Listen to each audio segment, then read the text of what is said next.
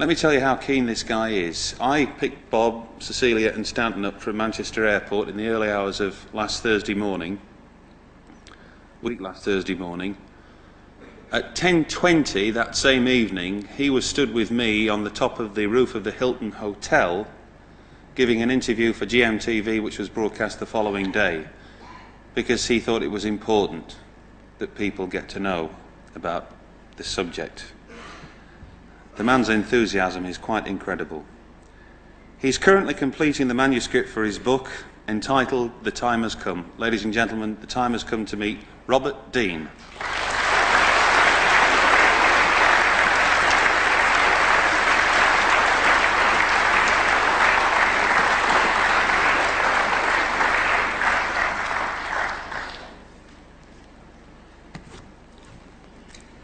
Thank you for that warm welcome. I think it's appropriate before I begin that I say a few words of appreciation, particularly to Quest International, the publishers of UFO magazine. Special warm thanks to Graham, Tony, and Mark and their lovely families. But I also want to say a special thanks to those of you who are here this evening. I commend you for your curiosity and your interest on this difficult, incredible subject. And I'm delighted to see so many open-minded, curious people here this afternoon. It's gratifying for me because it tells me that there is hope. I've been involved in this field for a number of years. There are times when I get kind of discouraged. There are times when I feel like I'm a voice crying in the wilderness, as it were. I've been yelling and complaining and raising hell for a long time about this subject. And for a while I didn't think no one was paying attention or listening, but seeing a group like you here this evening, and seeing you hang around and stay when we're running at least well over an hour overtime, thank you very much for that. I commend you. Now, how do I begin here? I'm here because I do believe that this subject is not only the most important subject of our time, I'm convinced it's probably the most important issue in the history of the human race. And before I complete my presentation this afternoon, I hope to have provided you enough information to support that opinion of mine, and I hope maybe that you might agree with me. I really don't talk about UFOs much anymore because there are no such things. Your government and mine has known for at least 40 years what these objects are. Your government and mine, and I must say this bluntly, the Ministry of Defense, Department of Defense have literally been in bed together since 1947. It's nice to know that we're allies, but I want you to understand that the cover-up and the lie has come from your government as well as mine. They're both guilty. That's another reason why I'm speaking out, and I'm very angry about this, because as I say to the American people, the American taxpayers who pay the bills, you not only have a right to know the truth on this matter, you have a need to know. And I'm damn sick and tired of bureaucrats lying to the people, whether it's in London, Leeds, or the United States. The lying has got to stop.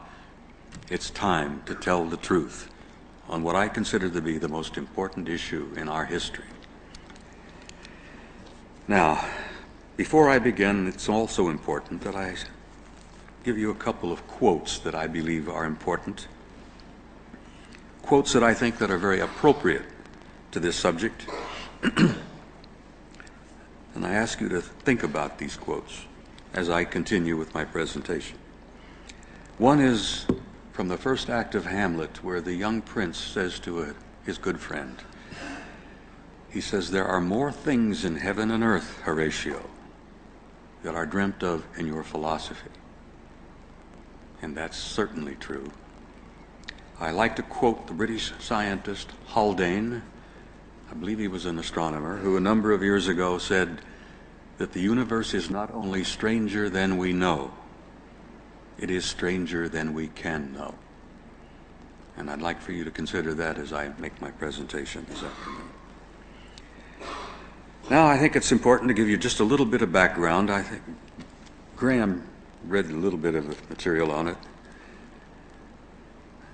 I spent most of my adult life as a professional soldier. Most of those years were in the infantry, special operations, special forces. I've had special assignments. I've been places I should not have been, and I've done things over the years that I should not have done. But that's history now. I did the best I knew how. I served my country as loyally as I knew how. But I have got to tell you that what I'm doing now is a violation of my national security oath. The material that I'm sharing, the material that I talk about, is in direct violation of my sworn oath.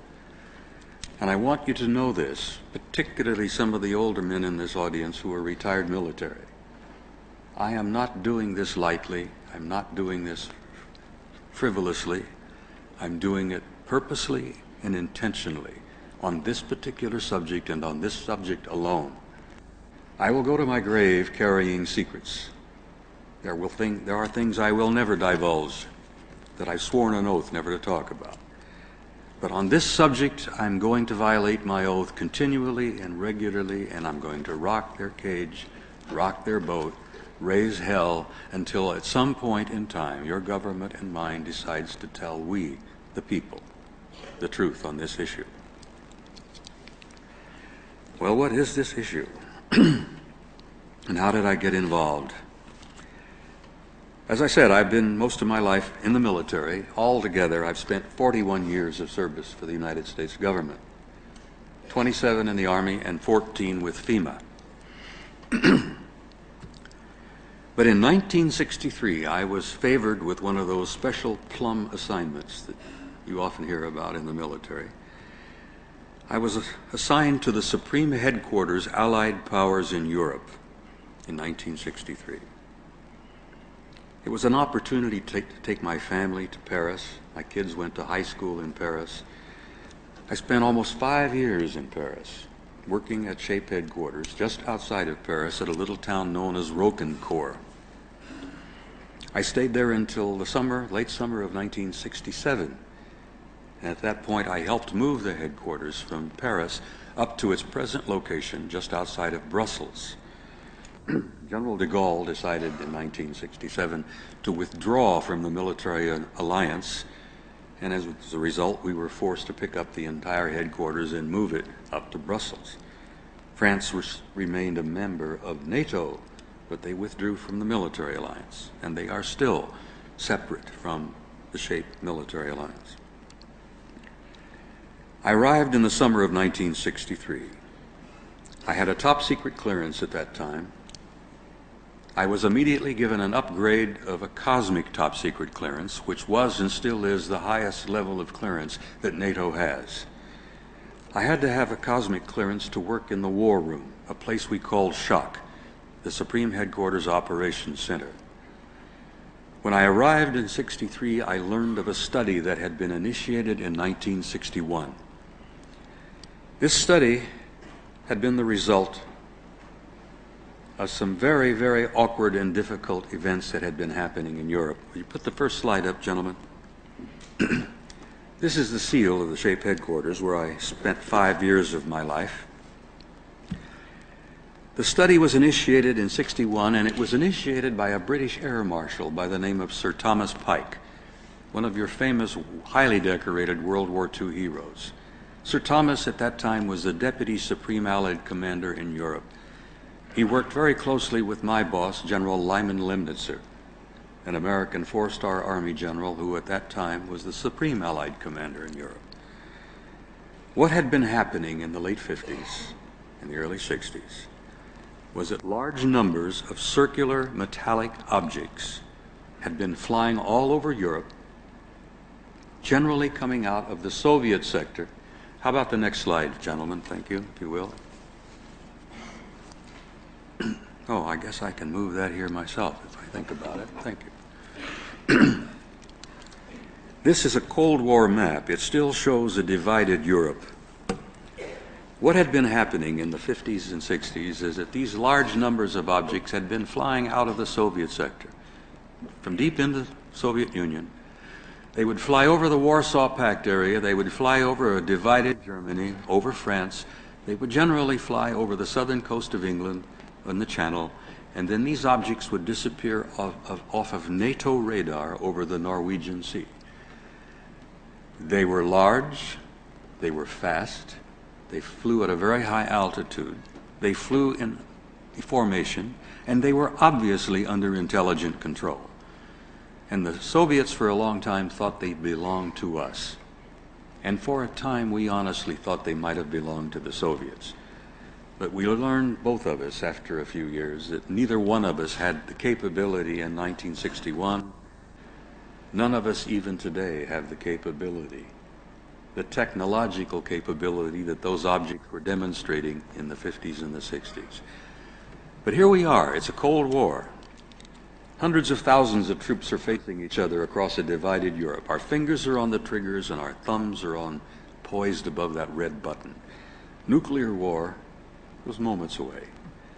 And the last thing we needed was go to war with the Soviets for the wrong reason at the wrong time. And these unusual objects were stirring things up regularly. Well, after a particularly exciting, it's probably the best word I can come up with without violating my code of ethics here. I'm an old infantryman. I tend to use certain words from time to time that would offend the ladies. After a particular event on the 2nd of February, 1961, 2 o'clock in the morning, all hell broke loose, literally. The war room erupted. We went on red alert. The Soviets were on red alert. They closed Berlin. They sent up aircraft. We sent up aircraft. It was all over in about 16, 18 minutes. But for about 18 minutes, it was just hell. We were really close to the war. Air Marshal Pike decided at that time that he'd had enough of this. He wanted to know who these things were, what they were, where they were from, why they were here, and what was happening. Well, they initiated a study in 1961. They called it an assessment. The document itself was roughly 1.5 inches thick, and it was supported by about 8 inches of appendices and annexes. There were 10 appendices and annexes.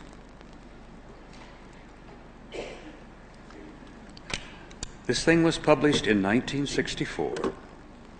Copy number 1 was given to the Secretary General of NATO, who had funded this research. Copy number 2 went to General Lyman Lemnitzer, my boss, the Supreme Allied Commander in Europe. Copy number 3 was placed in the vault in the war room where I worked. In those years, we worked on 12-hour shifts. When this thing was placed in the war room, and I had an opportunity to see it, and I had an opportunity to pull it out of the vault every time I was on duty, I read it, I reread it, I practically memorized it, and it's not beyond doubt that I was never, ever the same from that moment on. This 3-year study that had been designed as a strictly military study, changed my life. I could not put it down. I could not walk away from it. I've never been the same since. Literally, I must tell you in all honesty, I'm probably obsessed by this subject. But let me tell you some of the things I've learned, and I think you may understand why. Now, I'm going to be telling you things that I've seen, things that I have learned, and then I'm going to be sharing with you some things that I have concluded after 30 years of research. So you can understand, hopefully, where I'm coming from in this thing. By the way, this is what the objects looked like. An actual photograph. Disc-shaped object. They varied anywhere from 35 feet to 90 feet in size. They were generally disc-shaped. They had a dome on top. This is another photograph taken over a village along the Rhine River in Germany. You can see, I believe, there's a castle on the hill up here. The Rhine River is back here. The photographer who took this particular object said that none of this below was visible to his eye. When he saw was a circular disc object with a dome on top, and he snapped the camera, and the camera saw this, but he didn't. We've surmised over the years that it's probably a manifestation of a propulsion system of some kind, an energy system. Camera saw it, but the eyeball did not. You can turn off that particular projector, fellows, right at the moment, if you will. This study was designed as a military study to determine was there or was there not a military threat involved. They titled it an assessment. It had a subtitle of an evaluation of a possible military threat to Allied forces in Europe. After 3 years, some of the conclusions were absolutely mind-boggling. They still are. I must tell you at this moment that in 1964, when this study was concluded and published, I was to learn later that your government and mine knew most of this material and most of these conclusions as early as 1949. But they decided they could not share that with you. They didn't trust you. They didn't consider you were mature enough, emotionally mature enough to deal with this subject. You couldn't handle this reality because you were running hysterically through the streets. I resent that. I disagree with that then. I disagree with it now. And as I said, I demand that they tell us the truth. These 8 inches of annexes and appendices, however, contained the meat of this study. They were the aspects of the research that contributed to the conclusions. I just want to read a few of these annexes. There was one on radar and electromagnetic effects. There was one on optical and light analysis. There was an annex on photographic and holographic analysis. There was one on historical research and evidence. There was one on metallurgical and technical analysis. There was one on atmospheric physics and meteorological studies. Biological analysis and autopsies, and I'll touch upon that a little bit later. Sociological studies and implications, psychological studies, the mass effect of this subject. And the last and not the least, and the one I think probably is one of the most important over the years, is the theological implications and the worldwide impact of what this subject might mean. And I think that's probably one of the reasons why the lid has been placed firmly down, why they classified it cosmic at that time, why this report is still in NATO files, still declared cosmic top secret, and is still considered to be probably the most sensitive document NATO has. Now, what was this study all about?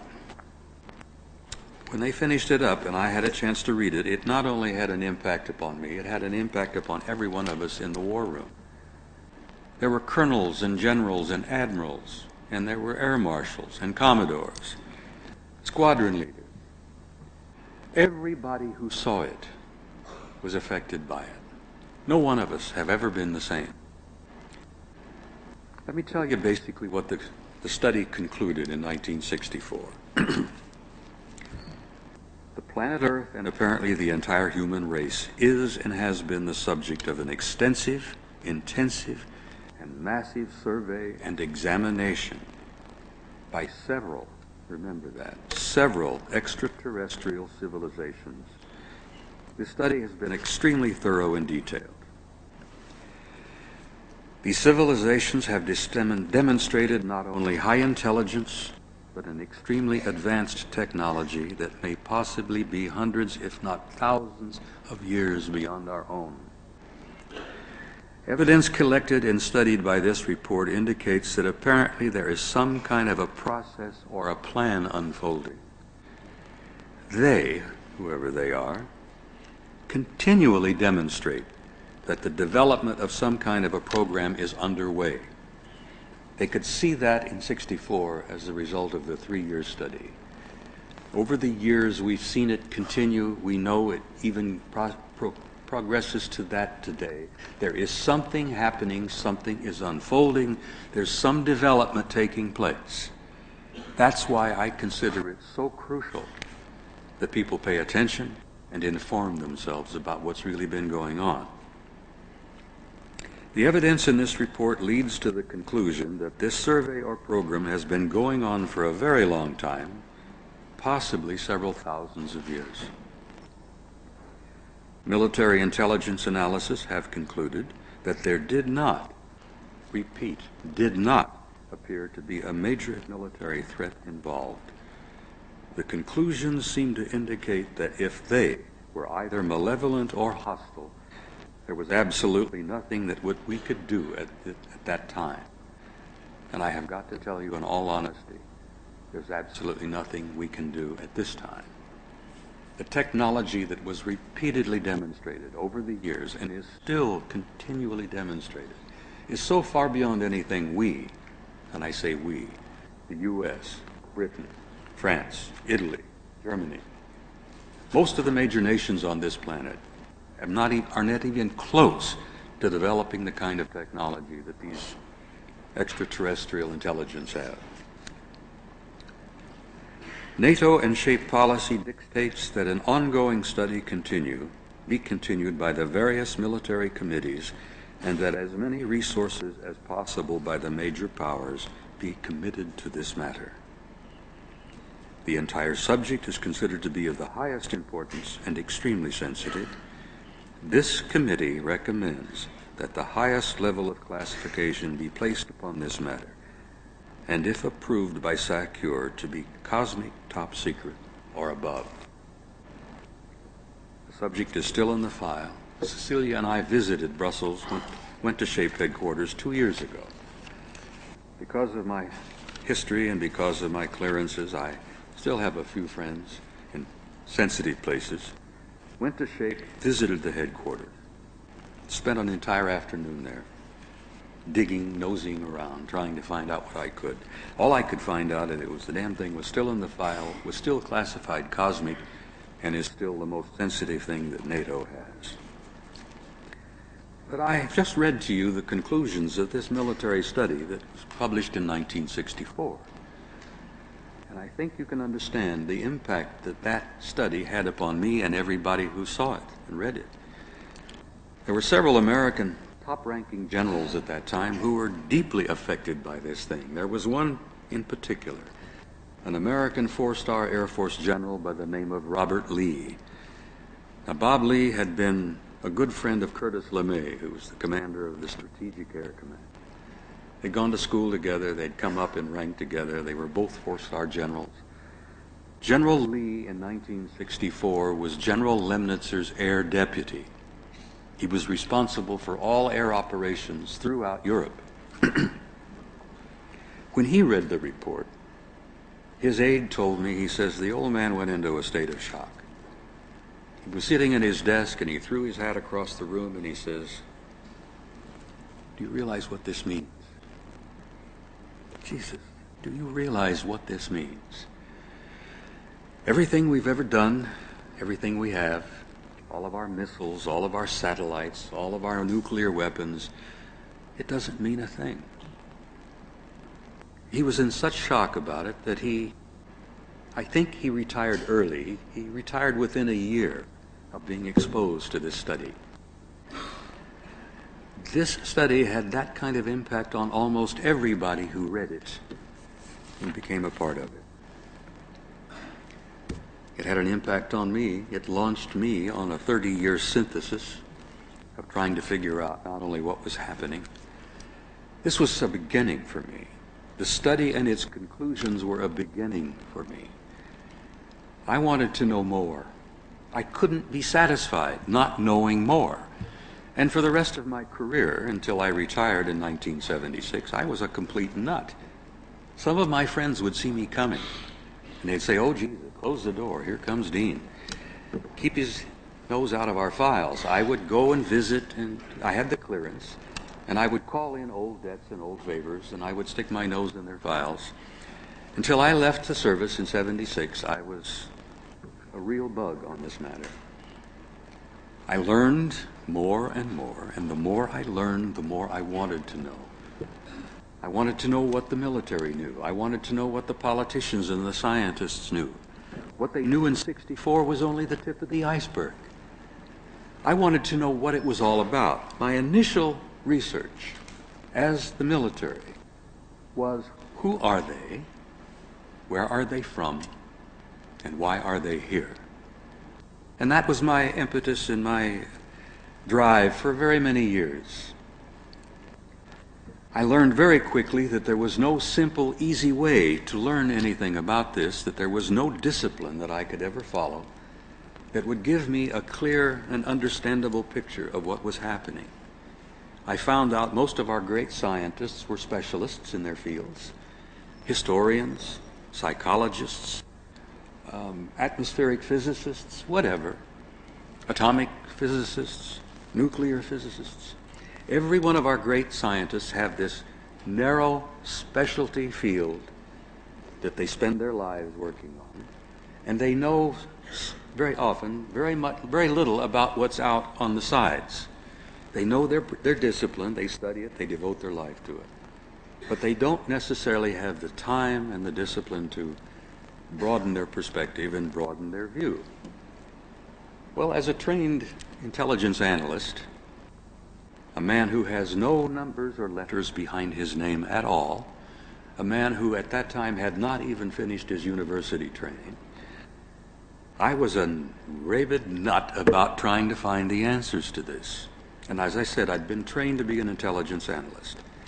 So I began to ply my skill as an intelligence analyst to this research. I found that I had to dig into history, I had to dig into philosophy, literature, mythology, anthropology, geology, theology, many of the hard sciences, and I had to even get into art and music before I began to get what I considered to be an overall perspective of what I thought was happening. Now, I must tell you, what I'm sharing with you this evening is my opinion. It's a result of 30 years of my synthesis, my personal search, my personal odyssey. I don't want one of you to leave this room this evening believing anything I may have said because I said it.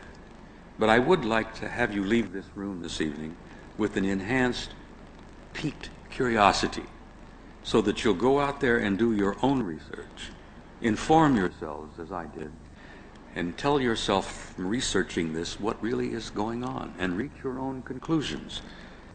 Don't accept mine. I challenge you to do your own research, but I challenge you also, once you've really dug into this thing, you'll never be able to walk away from it. You'll never be able to put it down, and you will never, ever be the same. So I would say to you in advance, welcome to the club. Now, there are other things that happened over the years. When I began my research, I was curious about the hardware, who they were, where they were from, why they were here, what it was all about. And I learned over the years that my focus changed. The direction of my intention began to change. After about 15 to 20 years, it became apparent to me that it was not necessarily who are they and why are they here and where are they from. It was really the most important thing to me. I began to realize that there was an aspect of this research.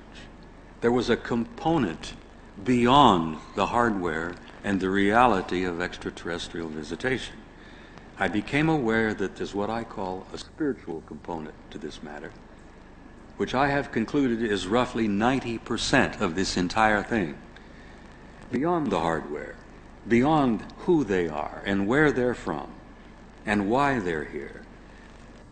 What's really important to me in my studies today, and I challenge you again, because I think once you get involved with this yourselves, you'll probably come up with the same conclusions I did.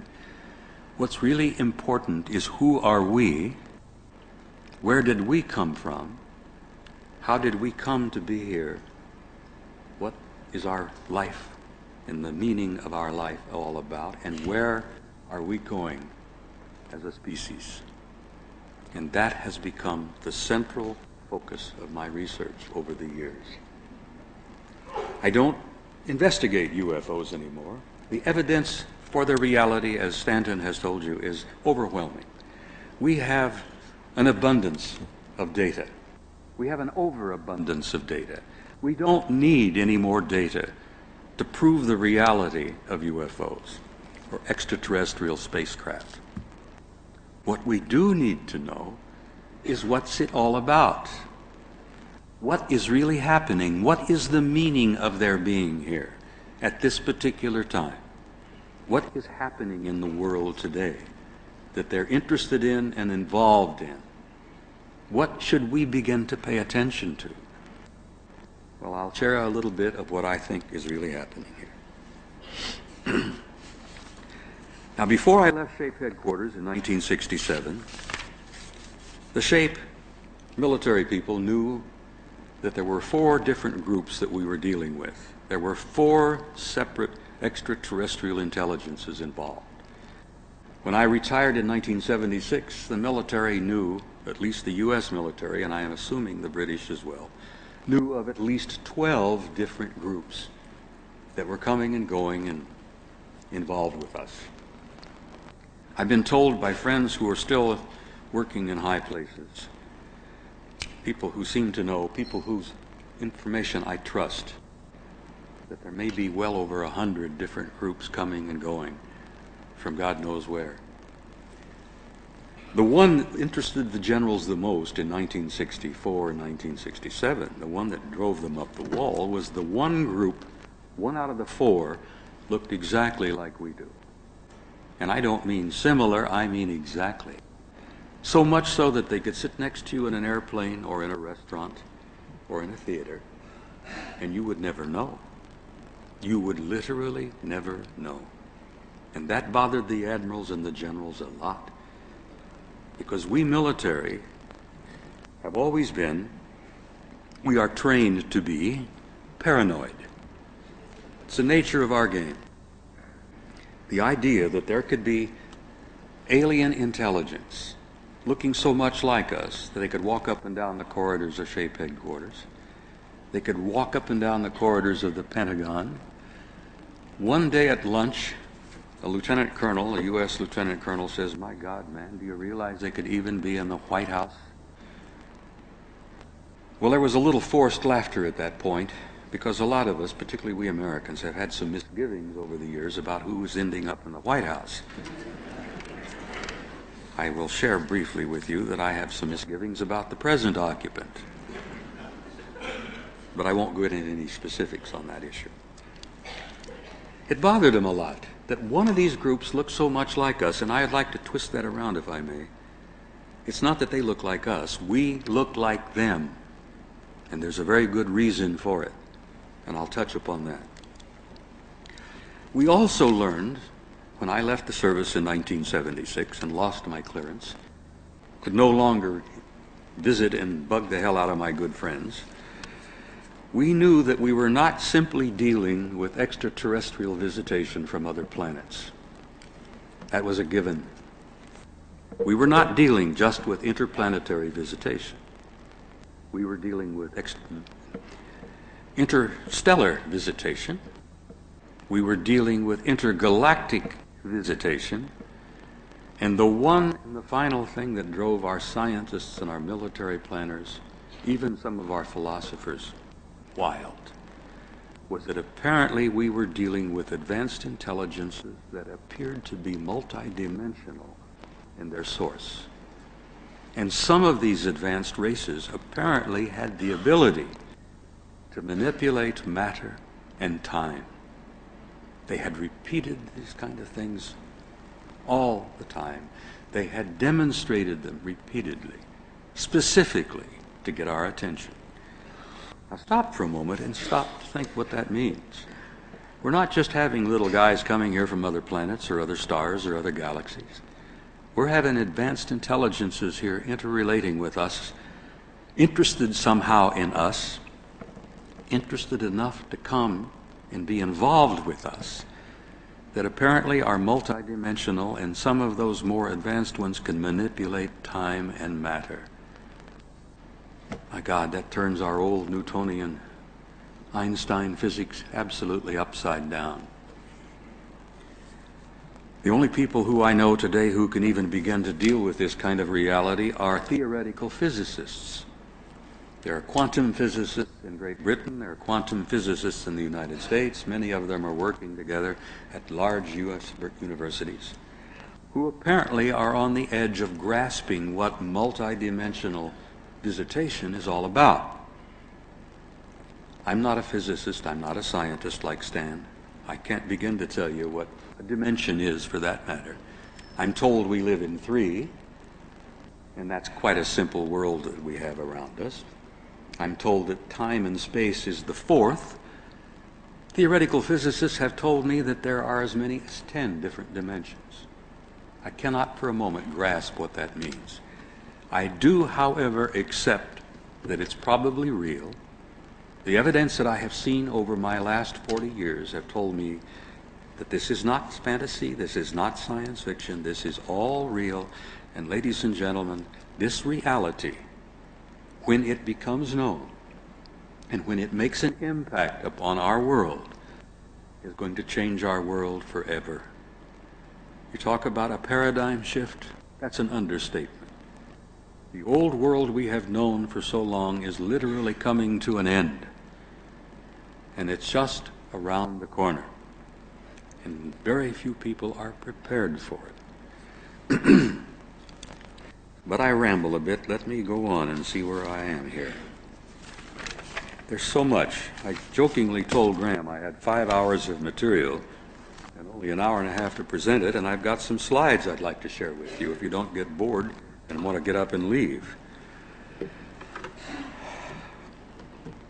What have I concluded?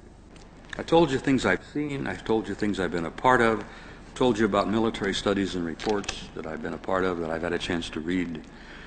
I've told you that your government and mine has been lying to us for well over 40 years. I told you bluntly that basically they're scared to death about how to tell you some of the things they've learned because they don't know how you're going to deal with it. I disagree with them. I don't think any of you are going to run hysterically through the streets. I've spoken to people like you around the world, and it's my opinion, particularly the British people, are sound, emotionally stable people, and I haven't seen one of you run hysterically out of the auditorium. And I've been speaking here now for well over a week. I'll tell you what I've concluded, and I'll try to get on with this quickly so I can get into this slideshow. We are not alone, and we have never been alone. We have had, as I have said and repeatedly say, we have had an intimate interrelationship with advanced intelligence from somewhere out there. And it's not just time and space as we know it. I say somewhere out there, I'm talking about different dimensions as well. The human race has had a continual, intimate interrelationship with advanced extraterrestrial intelligence from the beginning of our history. Now there's more. And it's a little sensitive. It's somewhat sensitive in a theological way. I have concluded that the human race, us, we, are a hybrid race. That we have been genetically placed here, we have been seeded on this planet, and we have been continually genetically manipulated, and I say continually, from the beginning of our history into what we are today. The process is still going on. It's still underway. It has not stopped. And the abduction scenario and all of the things that many of you are beginning to pay attention to and are learning about is real, and it's happening. This intimate interrelationship is intimate. They're involved in our genetics. They're involved in our racial development. They're involved in our evolution. They have been involved in that since the beginning of our history. Some of them over the centuries, thousands of years, hundreds and thousands of years back. When we had a relationship and a contact with them, we had a tendency to deify them. Thus we have all of these great world religions. That's also a sensitive subject to get into, because I flatly state, in my opinion, after many, many years of research, that every major world religion on this planet has had its origin from extraterrestrial sources. And every great theological philosophy and every great book, from the Bible to the Bhagavad Gita to the Quran to the writings of the Buddha, every one of those tells essentially the same story. I have gone on the line and I have put my neck out on the block, literally. I'm too old to worry about it. I'm too damned fractious to pay attention to it. I say flatly that, in my opinion, that beautiful young man in Galilee 2,000 years ago was involved in this program. Everything about his life indicates to me that he was deeply, intimately involved in this program. He said as much while he was alive. He said, "I'm not from here. This is not my kingdom." He said, "In my Father's house are many mansions out there." He says, "I have other flocks. I have other sheep." He repeatedly made these things clear, but nobody grasped what he was talking about. He said to the people at the time, he said, "You are as gods. What I do, you can do, and even more." He was trying desperately to get us to grasp and understand who and what we were. We were no great cosmic accident. We were no coincidence. It was important. There was a reason we were here, and he tried to explain to us. It's in the Quran, it's in the Bhagavad Gita, it's in the writings of Buddha. Every great religious teacher from the beginnings of our history has said essentially the same thing. But this is sensitive material. I made a comment at a conference one time in Dallas, Texas, which, as many of you probably know, is what we call in our Bible Belt. And after I had finished, I saw this little heavy-set dude coming at me. Had a Bible tucked under his arm, and I thought, oh boy, I'm in for it. I had visions of us rolling on the floor here, he and I. Because Dallas is kind of a fundamentalist south there. Thank God I didn't get attacked. He grasped me, hugged me, kissed me with tears in his eyes, and said, "Son, that's the best explanation of what I've been studying and living with all my life that I have ever heard. God bless you." Give me a kiss and disappeared. I say this to you because I'm convinced that almost everybody out there, including any type of Christian you could find, any kind of Muslim you might find, any Buddhist or Hindu you might find, if they are presented this information in the proper way, will accept it and understand it in the proper way. Now, what am I getting out here? What am I trying to say here? I'm trying to say that I believe the time is coming very, very soon that every major religion on this planet will probably collapse in ruins. I tell you that honestly because I see it happening. I see it beginning to occur. They're falling apart. The reason they are is they're not giving you the spiritual truths you need. I say also that when that time comes, I will be happy to see it happen. I will be pleased. Every major religion in ruins, literally around our knees, because at that moment and at that time only, we, the people on this planet, will be able to build something new, and we'll build something better, and we'll go on from there, and we'll devote our future to true, pure spirit rather than religion. We have, over the years, butchered each other and shed blood in matters of religion much more than we have politics. I would like to see religion sort of fade away, become history. I'd like to see us all begin to grasp who and what we are. Understand that there is a basic spirit within us.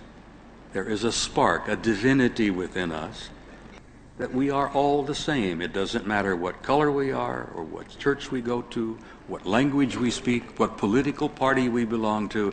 None of that matters. What matters is we are human beings, we are children of God, we are immortal beings, we are infinite beings, and we're all the same. We are brothers and we are sisters, And we're going to have to reach that conclusion and come to that conclusion very, very quickly, or we're not going to be able to go out there and take our place in that infinite universe of intelligence unless we do begin to grasp that we are one people from one tiny planet with one future. And we're going to have to go out into space and take our destiny out there and take our rightful place out there as one people. They're not going to allow us to come out there with our hatreds and our savagery and our bitterness and our bestiality. The stuff that's going on in Bosnia must stop.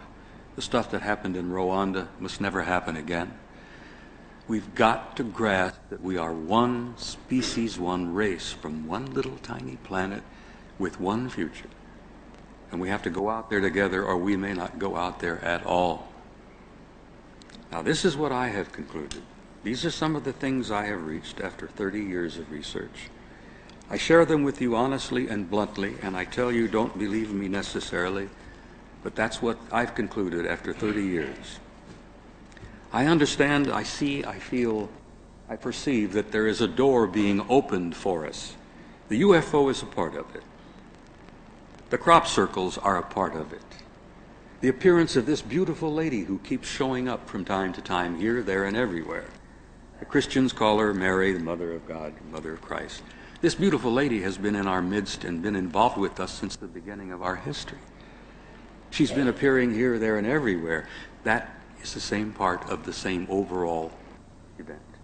The crop circles, the UFOs, the appearance of the beautiful lady, the abductions, the fact that we are growing spiritually, we're beginning to pay more attention. It's all a part of this much larger whole. Tells me that a door is being opened for us out there to come out and take our place and see our destiny out there with the rest of them into this infinite universe filled with intelligent life. But we're going to have to do it as one people at one time together, or we're not going to make it at all. Now, I don't know how I'm doing on time. Graham? Slides, Bob. I've got a little time yet? We can put the slides on. All right, let's go back to the next slide, please. Oh, I have them here. I can do it. Thank you. Now, during my years of research and study, as I said, I studied the history. I wanted a broader perspective of what was happening. And I began to study art, history, literature. And I began to uncover some fascinating things that I never knew before. What you see in front of you is a religious painting that's roughly 400 years old. And it's about the life of this young man from Galilee, by the way, this carpenter, this young Jewish rabbi. But I show you this painting for a particular reason. I want you to look in the background and look at some of these interesting clouds back here, particularly that one and this one. And I thought to myself, those are fascinating. A meteorologist friend of mine says those are lenticular clouds. Damn it, don't you know those are lenticular clouds? They're very commonplace. You see them all the time. And I says, well, that very well may be. Here's another painting with lenticular clouds in the background involving the life of the young man from Galilee. Looks like a disc with a dome on top. Now, that could be my imagination at work. But I'm teasing you. There's more. This is a lenticular cloud photographed in the Soviet Union a few years ago. It was observed by a considerable number of people, and then it was observed to fly away at a high rate of speed. I wasn't aware lenticular clouds could do that. Here's another one. This hovered all by itself. No other clouds. Hovered for at least an hour. A number of people stopped and looked at it because of its unusual shape. That lenticular cloud also was observed to fly away at a high rate of speed. Another picture of a lenticular cloud. Same thing, same story. Well, there's a purpose in my madness here. What am I getting toward here? Well, I'll show you. A series of photographs taken at Fort Belvoir, Virginia in the late 50s. A large U.S. military installation. A bunch of young soldiers were out training one afternoon. One of them had a camera, and they're sitting taking a break, and they look up in the sky and they see this. And they said, "Holy conniption, what's that?" And they continued to watch, and they continued to take pictures, and this strange circular object in the sky proceeded to change right in front of their eyes. You can still see the rim, but they continued to snap pictures, and they continued to look, and their mouths were hanging open by this time. And this thing continued to turn itself into a cloud, and after it had done so, it flew away at a high rate of speed. The point I make is simple. The next time you're cloud watching, and you see lenticular clouds, you may be indeed looking at a lenticular cloud. But then again, you may not be looking at a lenticular cloud. Look carefully. Pay attention. This is a lenticular cloud photographed in Denmark 10 years later, several thousand miles away from Fort Belvoir. An identical object. You can see the rim inside there. This was observed by a large number of people. This particular cloud had a kind of a jellyfish extension down here, but then they watched a while, and after a time, it too flew away at a rather rapid pace. Another lenticular cloud, interestingly enough, moving smartly from right to left. You can even see the rim here. Now, in my opinion, ladies and gentlemen, there is a hard piece of hardware inside of that, with intelligent beings inside of that. They're very clever, they're very intelligent, they're very highly technologically advanced, and they will sometimes mask themselves as clouds, not to upset the common folk. But this one's moving rather smartly from right to left. It's even leaving a bit of a trail here behind it. Here's another famous one, photographed in New Mexico near Holloman Air Force Base. This object is moving at a rather high speed from left to right. You can also see that it too seems to have something in the way of a trail of some kind behind it. The point I'm making is the next time you're cloud watching, well, look carefully. They may be, they may not be. It's fun. Now, I also told you that in my historical perspective, I began to collect information, photographs. I found that there are tons of artifacts all over the planet that are listed by a lot of researchers as UPARTs, out-of-place artifacts, objects that should not be. Little clay figurines, if you look at carefully and you say, "My goodness, isn't that interesting? What do you suppose the fellow who made that was trying to communicate here?" A faceplate, a helmet, well, that's only one tiny example. There are others. This guy looks like he's carrying a parachute, for God's sake. I carried one very much like that a few years ago. The point I'm making is that these little out-of-place artifacts are intriguing, and I believe they are valid bits and pieces of evidence that we need to pay attention to. This is a painting found in the Tassili Plateau in the Sahara that's estimated to be thousands of years old. This is a piece of ceramic from Mexico, created by an Aztec Indian, and I want you to look at this object. It looks to me like some chap peering out of a spacesuit, probably, with a breathing apparatus here in front of his mouth. Now, it could be my vivid imagination. Maybe I'm reading too much into this. But I began to collect these bits and pieces, these UPARTs. This is the famous Palenque Stone from Palenque in Yucatan. Engineers at NASA have looked at that and said, in the name of heaven, that guy is riding a ramjet. Engineers at NASA have studied this object. Here is Lord Shield Pakal, leaning forward with his eyes to an eyepiece, his hands on controls, his feet on control pedals here. He's sitting in the cockpit of what appears to be a ramjet. And the engineers at NASA says, my God, it's as clear as it can be. Even have the flames coming out in the back here. This is in the Yucatan, Palenque, estimated to be about 800 years old.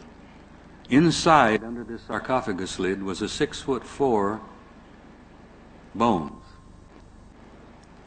Lord Shield Pakal, one of the great priest kings of the Mayans. The Mayans are generally about 5'2", 5'4". Everybody's been intrigued by this. And archaeologists don't even want to talk about it because they can't explain it. I continued to collect bits and pieces. Now, these little characters are from Ecuador in South America. The archaeological team who found them said that they're at least 1,000 years old. They're baked ceramic, they're baked clay, and I throw this out to you as a piece of evidence that the Indian who shaped and fashioned this 1,000 years ago was trying to describe exactly what he saw. And in my view, this is a little dude in a spacesuit. It's very clear to me, at least, because the Russian spacesuits, the early ones, had legs very much like that, flexible. Here's control panels. Here's the faceplate. Probably this is an oxygen tank of some kind on his back. He's wearing gloves. And there's more. There's another one. Look at this little dude. Now, what in the world was the Indian who made this trying to communicate? He saw something. He didn't quite understand what he saw, but this is what he did. Now, this was 1,000 years ago. Just consider it. This little drawing is an object. Thank you for focusing that.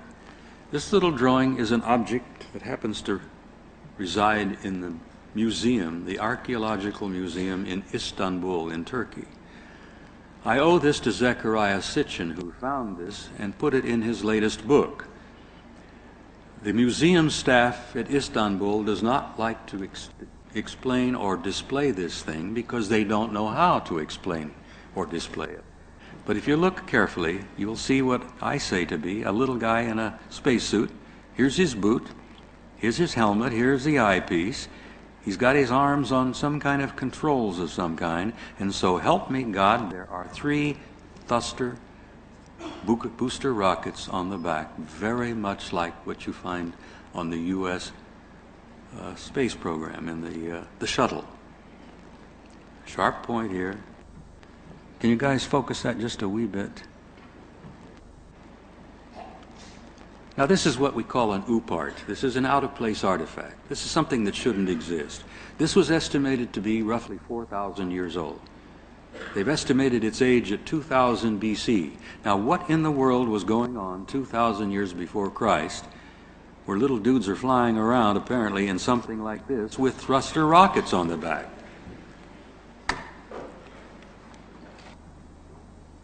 This is a painting that hangs in a university library right here in England. This painting is on the wall at Cambridge, in the library at Cambridge. It's a Flemish painting that was painted in 1710, and it's a religious scene. It represents the baptism of the young man from Galilee. But I want you to look up here. Now, this is an artist in 1710, and what has he drawn here? What is this circular object with this light in the middle? What are these beams coming down from it? And what did he know in 1710 that we are just now beginning to pay attention to? So I found a photograph taken just a few years ago of a piece of solid metal that's flying in the sky. This is a legitimate photograph of a UFO, and I want you to look at the light here, whatever that may be.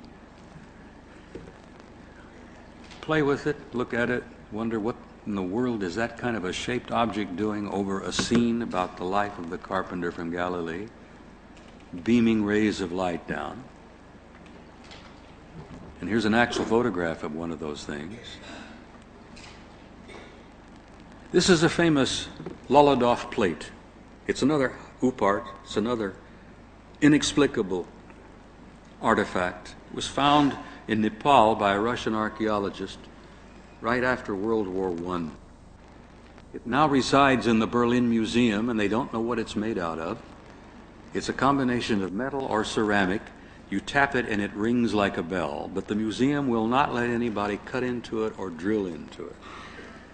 It's estimated to be several thousands of years old, and I throw it out to you as a challenge, as a temptation, as a tantalizing piece of history. Particularly, I point out to you that on this Lal Adolphe Plate here are a number of scenes that I find particularly intriguing. Thank you, guys. Look at this. Now that could be simply a streamlined shape, but look down here. Those of you who studied UFOs and the entire phenomenon, this is a little gray if I have ever seen a little gray. He is exactly what we see when we see little grays. And this is a little male. If you ladies will forgive me, it's very clear here that he has an appendage there which clearly identifies him as a male. But this is on an out-of-place artifact. They don't even know what it's made out of, and even beyond that, this Berlin Museum artifact has a tendency to change its weight. They put it on a set of scales to weigh it. They forgot and left it for a time, and they came back later, and it had shifted its weight. It gets heavier and it gets lighter, and no one knows how in the world that happens. This is the famous Lal Adolphe Plate, an UPART, an out-of-place artifact. But I share it with you because I'm particularly interested in this symbol right here. Interestingly enough, that symbol appeared on one of the I-beam girders from a crashed UFO from New Mexico, who interestingly enough appeared on one of Ray Santilli's films not too long ago about the recovered artifacts, the recovered wreckage from a crashed UFO in New Mexico. Now, I don't know what that means, but that symbol, that particular symbol, is identical to one on the I-beam girder from the crashed UFO from New Mexico. People have told me that these other symbols appear to be very similar to astrological signs. But this Lal Adolphe thing is several thousands of years old. They don't know what it's made out of, and they can't for the life of themselves explain why it shifts itself in weight. Another UPART, another little piece of evidence I believe it's important to look at. Now here's a medieval tapestry, and my photograph is not that good, and I ask you to bear with me, but this thing's roughly 800 or 900 years old. It depicts a scene from the life of the carpenter from Galilee, and I want you to look up here in the sky above the city. There's a disc with a dome on top. What in the world is that doing in a medieval tapestry? This is a medieval fresco from Yugoslavia. Another scene from the life of the young man from Galilee. But what is this in the sky, flying over the scene of the life of the carpenter? There's a guy sitting in this thing with his hands on controls, and this dude is scooting across the sky. What do you suppose we could make of that? What is the artist trying to communicate to us? From 800 or 900 years ago. This is a medieval fresco. This is older than Renaissance. But it gets better. This is one of my favorites. This painting hangs on the wall of the Uffizi Gallery in Florence, Italy. It's Renaissance. It's over 400 years old. I'd like to share it with you because it was painted by one of the great Renaissance masters, a friar by the name of Filippo Lippi. He's considered to be one of the great masters. This scene he's painted here is a scene with the Madonna and the baby Jesus and his cousin, Saint John. No. Who was the one? John the Baptist. Yes, John the Baptist. So this is John and Jesus. Here's the mother. But what in the world is this over her shoulder? And what is it doing in a Renaissance painting that's over 400 years old? Now here's an enlargement here. And here's this strange object. And here's a guy on the ground looking up at it, shielding his eyes from the sun, and there's a dog down there barking. And I began to look at that and I thought, it's getting curiouser and curiouser, as Alice in Wonderland said. This is a blow-up of it. Here's the guy shielding his eyes, looking up. The dog is barking. The reason I share this with you is that object in this 450-year-old painting is identical to an object that was watched by roughly 40 people at a place called Bonai, New Guinea, a few years ago, a mission school run by an Anglican minister named the Reverend Gill. Now, the Reverend Gill and all of his students went out from the mission school and watched an object that they described almost identical to this, hovering over the beach. This thing sat there silently, hovering over the beach for about an hour. The kids got excited and they jumped around and waved. They saw people coming out and walking around a deck up here. Human beings walking around a circular deck. So the kids got very excited. And they were waving and yelling and jumping up and down. And after a few minutes, the Reverend Gill and his students noticed that one of the human beings up on top looked over and waved back. The thing went about its business. It looked like they were working up there on something. This thing is hovering silently over the beach at Bonai. This report is one of the classics in UFO files. I don't know whether you can believe an Anglican minister and 40 kids, but I generally tend to think that there's something to that report, particularly since it is identical to an object that appears in a Renaissance painting hanging on the walls of a museum in Italy. Another what I call UPART, an interesting little bit of data that I think needs to be examined. Here's another one. This painting is 200 years old. It appears to represent God giving the tablets to Moses, the Ten Commandments.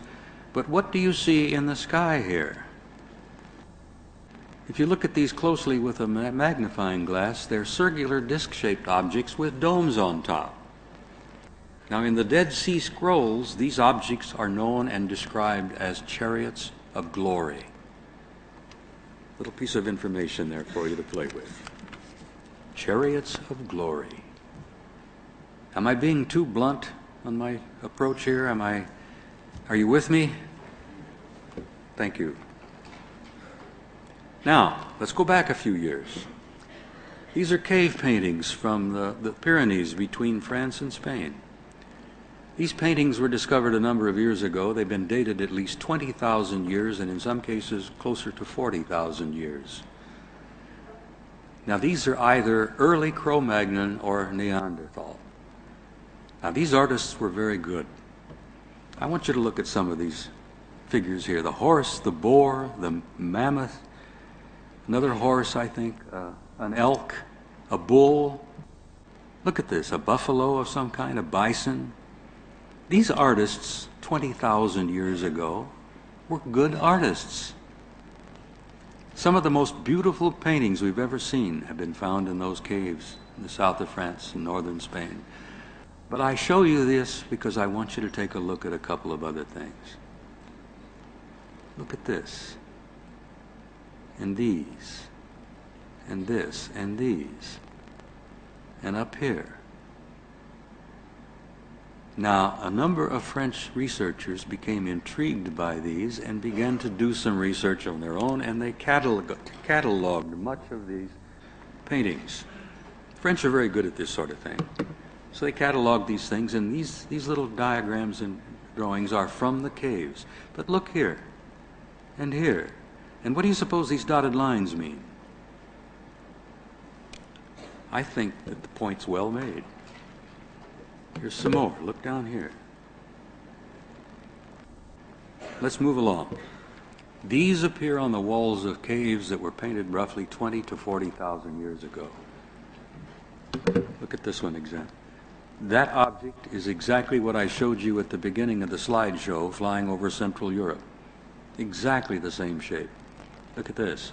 What do those dotted lines mean? Well, to me it means that the artist was conveying that this object is moving. These guys were not stupid. Our ancestors were not dumb. Now, this is something I found out of an art book myself. I've always been intrigued by ancient Egypt. This is a wood panel off our sarcophagus from Abydos that was dated about the 1st or 2nd dynasty. That means it goes back a hell of a long time, roughly 2800 BC. The hieroglyphics on this sarcophagus describe this object as the chest of Osiris. Now, I remembered from my ancient Egyptian history that Osiris was one of the great creator gods of the Egyptians. Apparently an alien, apparently an extraterrestrial. The chest of Osiris. And I thought, well, that's intriguing, but then I turned it upside down and I looked at it again and I said, my God, this looks like one of his runabouts. Here's a jet or rockets coming out of the back. Here's the cabin he's sitting in. Here's the intake up at the front of this thing. That's how Osiris all got around over Egypt 3,000-4,000 years ago. Now, maybe I'm reading too much into this. I'm an old man. I begin to tend to lose it after a time. But I tease you with these things, and I tell you that they all add up to a body of evidence that you cannot deny. Now, there's a series of photographs taken in Puerto Rico. Experts have gone out of their way to discredit these photographs. These are the famous Amari Rivera pictures. I want you to look at this object here. The only problem the experts who are trying to debunk and explain this away is that there were a couple of hundred people on the ground watching this whole event as it was taking place while Rivera was taking pictures. What you see here, and this has been published in Quest International UFO book, is a U.S. Navy F-14 Tomcat. And look at this object and look at that light in the middle. Almost identical to the one I showed you before. Almost identical to the one that appeared in the 1710 Flemish painting. Look here. This Tomcat's quite impressed with this object, flies all around it, made several passes. It was the sound of the jet that attracted the people's attention. Because he'd come in and make a pass, and then he'd throw in his afterburners, and people stood and said, what in the hell is that? There were roughly 200 people watching this series of events. The skeptics don't know how to explain away the 200 people. But here you have this Tomcat again, an F-14, flying off of a U.S. aircraft carrier. And here you have a disc with a dome on top and a dome on the bottom. I find it interesting. It's simply another case that I think needs to be looked at. This is a famous photograph photographed in New Jersey, USA, a number of years ago. This object hovered over a reservoir, a water reservoir, for a couple of hours, caused enough excitement that roughly 300 people stopped their cars. It was late in the afternoon, evening, middle of winter. The reservoir was frozen solid. This object is hovering over the frozen reservoir. People stop their cars, and there's a traffic jam. There's a real jam, real congestion. People stop, get out. The roads are crammed with people. The police showed up, and the police watched the series of events. The object hovered there for roughly an hour and beamed a light beam down on the frozen reservoir, and when the object departed, everyone noticed that there was a perfectly circle, it melted in the frozen ice from this beam of light. This object then flew away. Roughly 300 people, never got onto the front pages of the New York Times, never got onto the front pages or got into the evening news. Typical U.S. The media ignores this kind of thing. I think they do it here as well. This is a famous Concorde picture. We're getting close to the end of this thing. British scientists, French scientists, some Germans, I think some U.S. guys, a number of years ago during an eclipse of the sun, hired a Concorde and flew from the United States to Europe or to the north coast of Africa, following the eclipse so they could photograph it. The Concorde is clipping along, about 1,800 miles an hour. They're up around 45,000 feet. But someone in the Concorde, who were taking pictures of the eclipse, noticed something that had been following them all the way across the Atlantic. Now here you can see the envelope of atmosphere around the planet. Africa is down here somewhere. couple of the scientists says, "What in the hell is that?" They took a few more pictures. This one's right on the edge, doesn't show very well. But they're way up, and this thing is following them across the Atlantic. This is a blow-up of what they were looking at. Now, in my opinion, this simply is a spacecraft, an alien craft, a very highly developed technical craft, and there are guys inside of here that were probably taking pictures of the scientists in the Concorde who were taking pictures of these guys inside of here. And this sort of thing has gone on for years.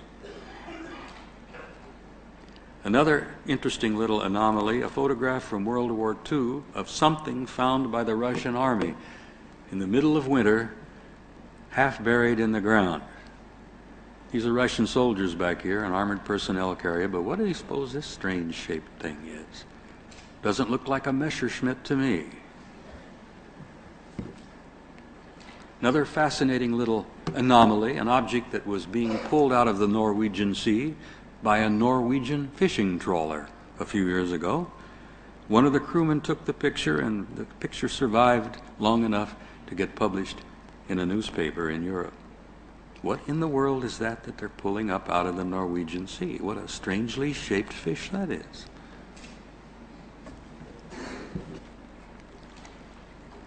This is another famous photograph taken a few years ago in New Zealand. A doctor and his family were on a picnic, and they'd spent the day and had a delightful time, and they were getting ready to pack up and go home, when an enormous circular lighted object flew above them. The doctor says this thing was gigantic and it was slowly spinning. And it was covered with lights, and the doctor says, "So help me, when I looked up, I could have sworn I saw faces peering down at me." And I said to myself, this is probably the zoo tour.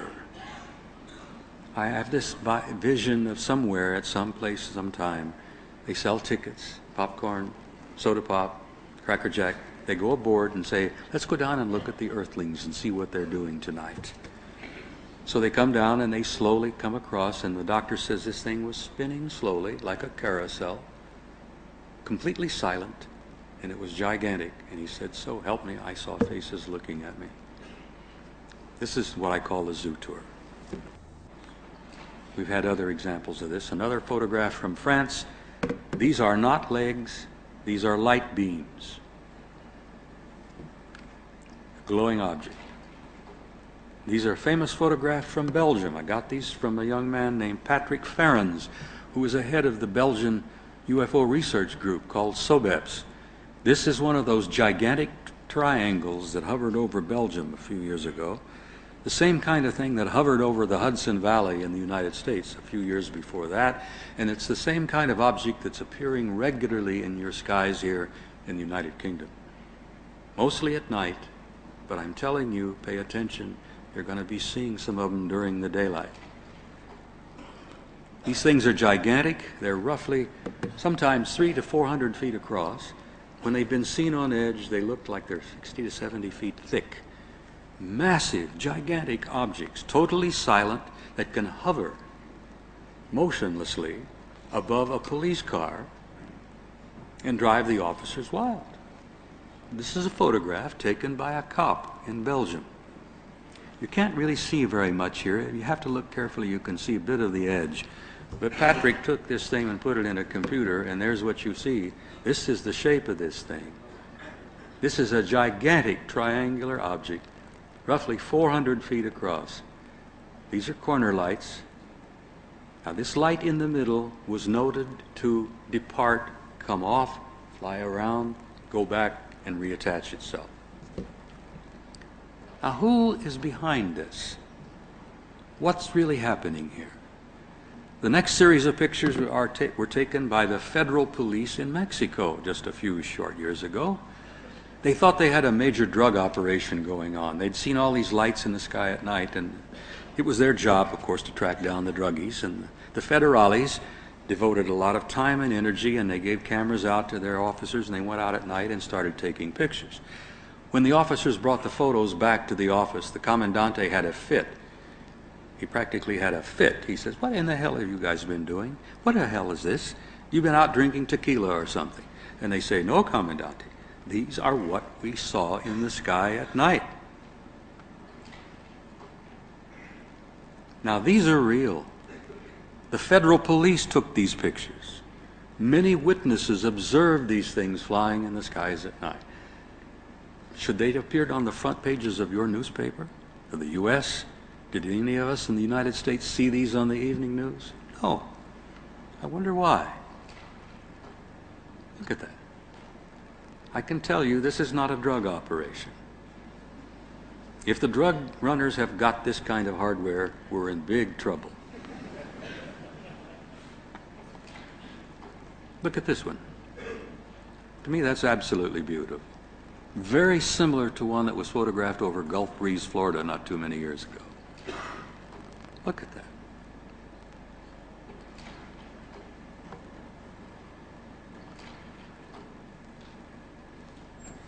Now, what's going on?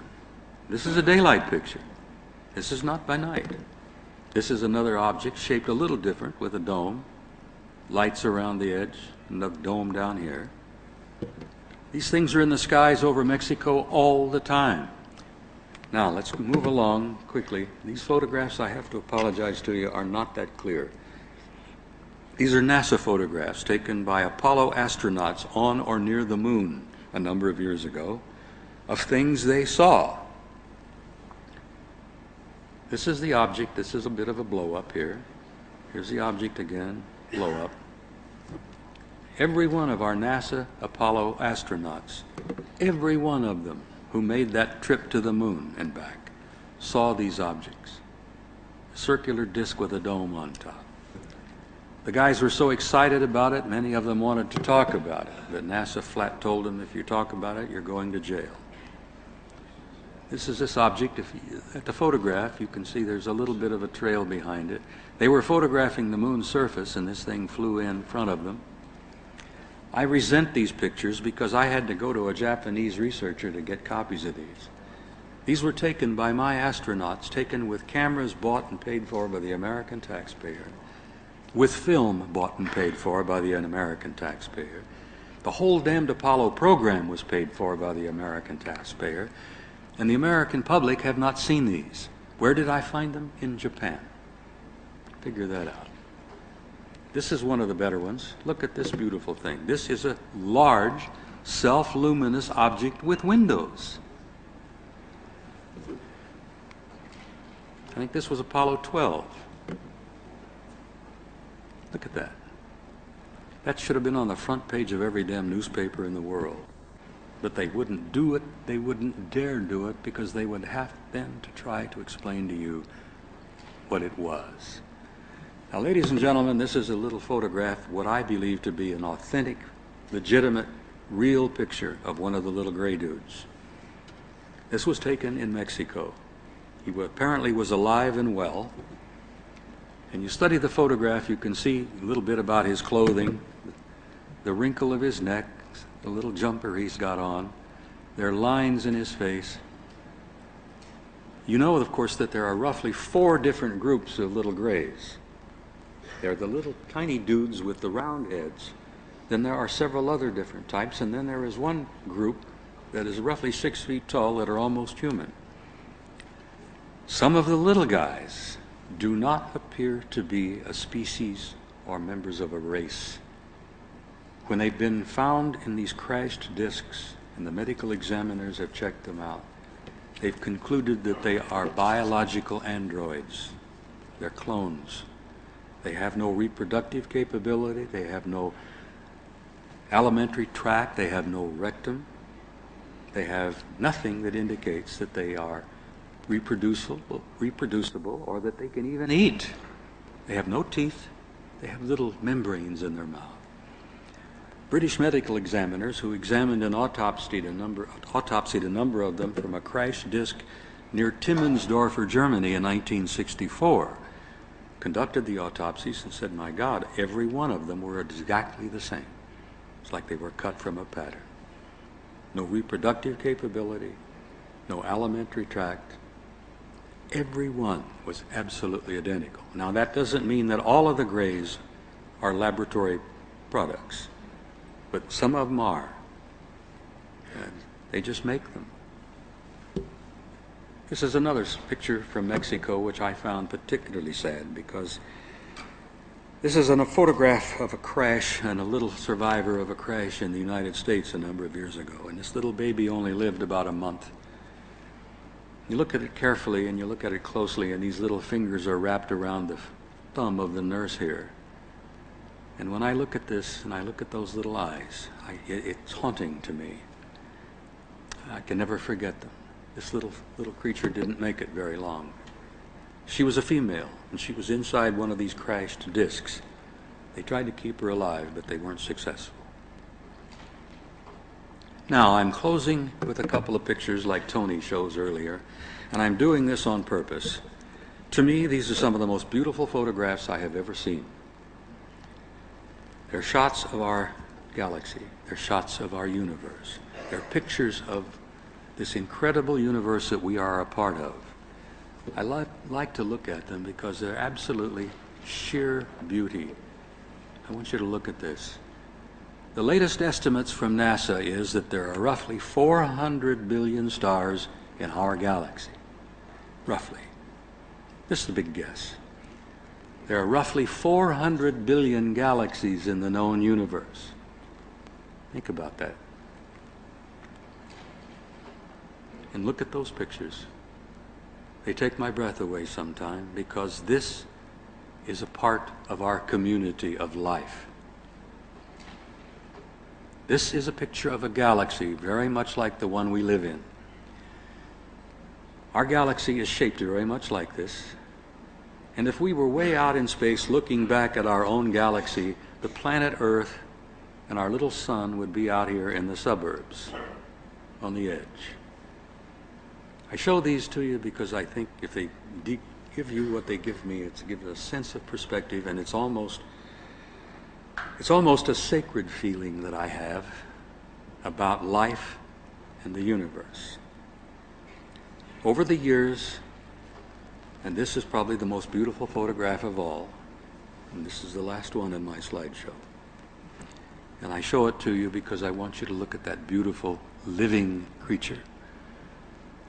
Over the years, I have concluded that life, consciousness, intelligence fills the universe.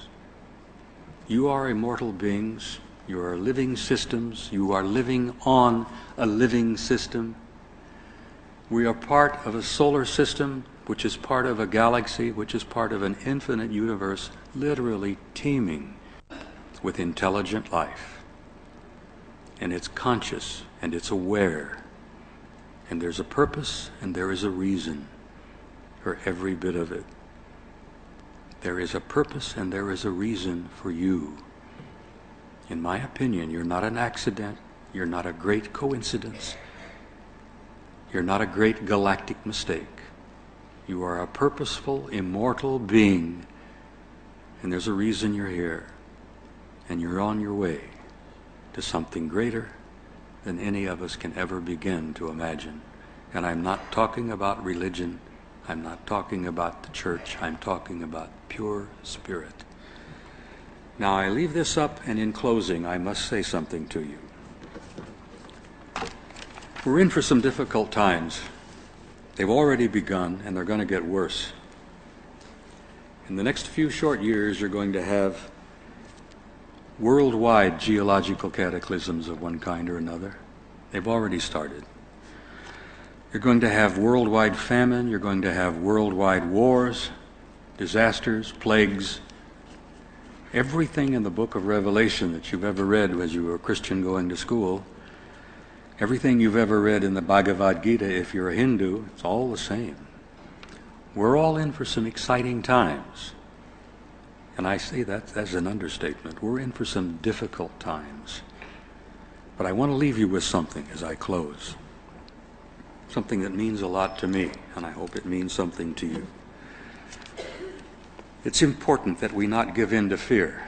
In the years ahead, as things become difficult, and I mean really difficult, and the shock of some of these realizations. You're going to see governments collapse, you're going to see churches collapse, you're going to see a worldwide economic collapse. Remember this, if you remember nothing else. Count Leo Tolstoy, a great writer, a great philosopher, a great poet that I've always admired. Tolstoy repeatedly said, there is something in the human spirit that will survive and that will prevail. There is a light that will not go out, no matter how dark the world becomes. And in the spirit of that light, I want to say to you, God bless you, thank you, and good evening.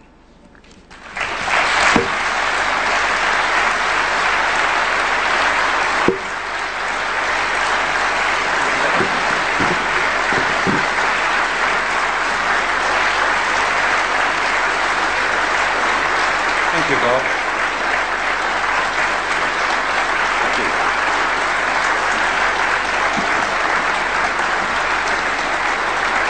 Ladies and gentlemen, time has always been against us today, but I'm going to ask Bob in closing, for the last 10 minutes, he did bring across some footage. And this footage is something that you've got to see, and I promise you 10 minutes. He'd like to just basically go over with a verbal commentary just what it is exactly that you're going to be seeing right now. When we were at Solihull, we didn't have the colour. I'm pleased to say we've rectified that problem. So, gentlemen at the back, if you would kindly put on this footage, we'll hopefully enjoy it. And Bob, if you do a commentary.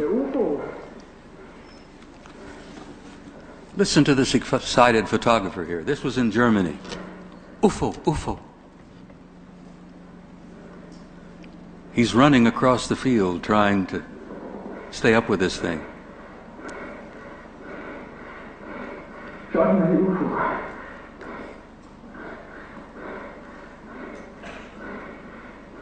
Any of you have ever seen one of these, you can understand his excitement.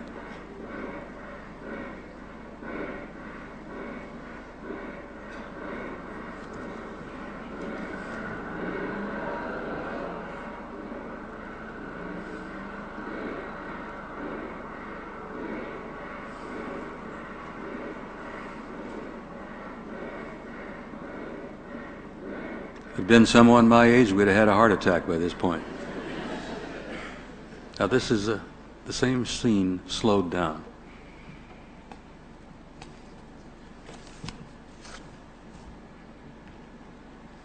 There does appear to be something in the way of a diffuse energy expression down here underneath this thing, a different kind of color. Sometimes it's not visible to the eye, but the cameras will pick it up.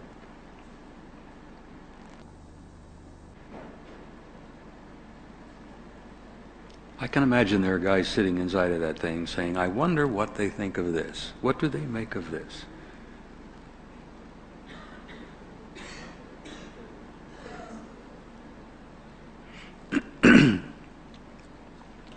This sequence has a number of excellent clips. Sadly enough, it's not professionally tied together. There's no auditory following here. There's no... There's a gap, and then there's another picture and another picture. We have Germany here. Then there are some pictures of New York. Then there are some pictures in Mexico.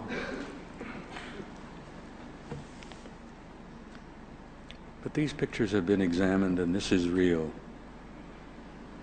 This was a pretty good-sized object. This was 35 or 40 feet, at least, maybe more.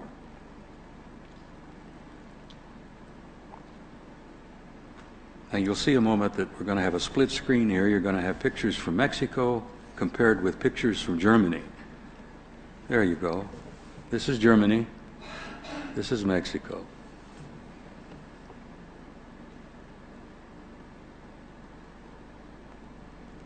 And ladies and gentlemen, I have to tell you, this is not swamp gas. Bless his heart, old Alan Hynek never was able to live that down.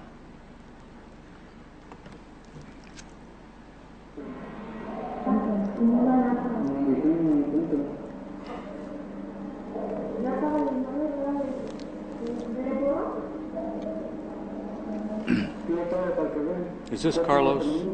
This is young man outside of Guadalajara by the name of Carlos Diaz.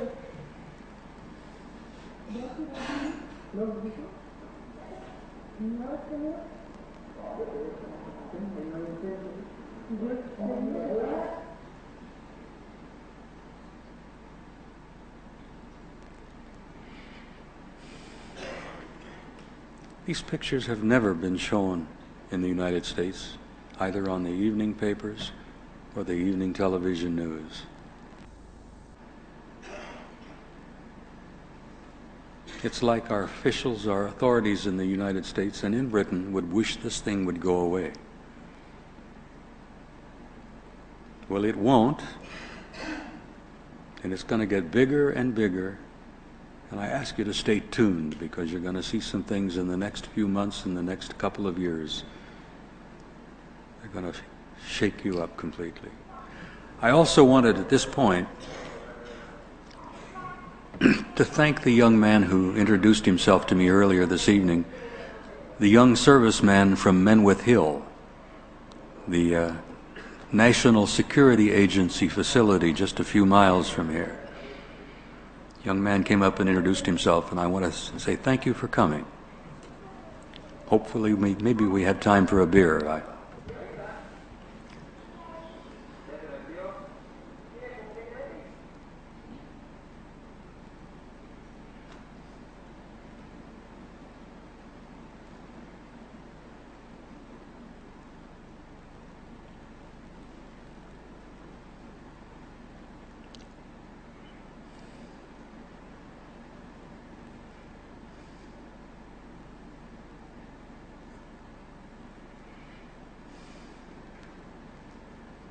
The object is not jumping, the cameraman is.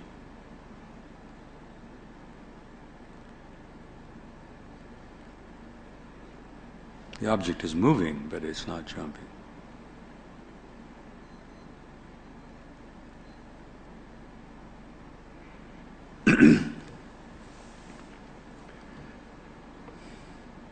These are all fairly recent, within the last 6 months, roughly.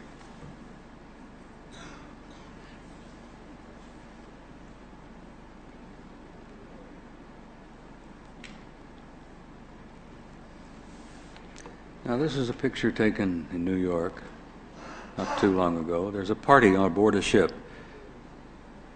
The U.S., they do this from time to time. They go aboard ship, they go up and down the river, they have dinner, they dance, there's a band playing.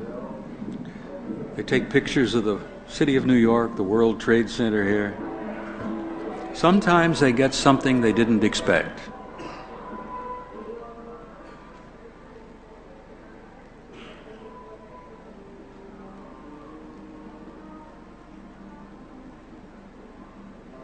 It's the World Trade Center.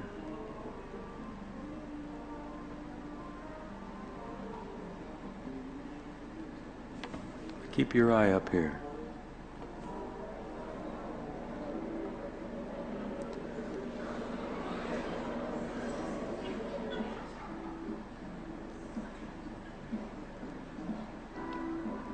Wonder what that was.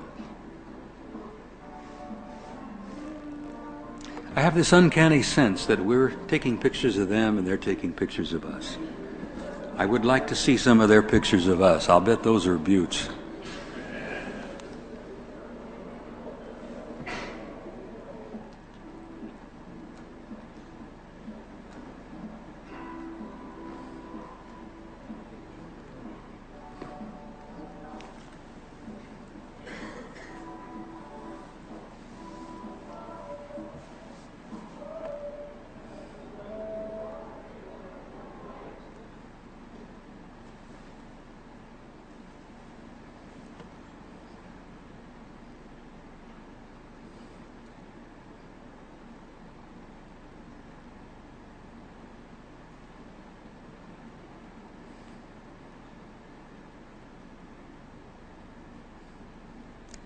That appears to be a pretty good-sized object.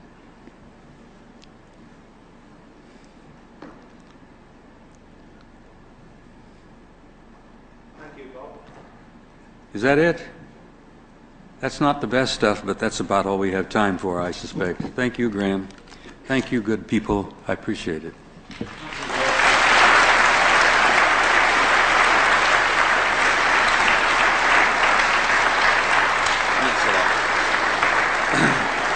Ladies and gentlemen, because we've run over, I know that Bob and Tony and Stanton will take some of your questions, but these have to be out in the foyer.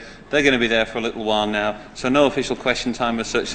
We'll be back here on Saturday evening, April the 27th, here in Leeds.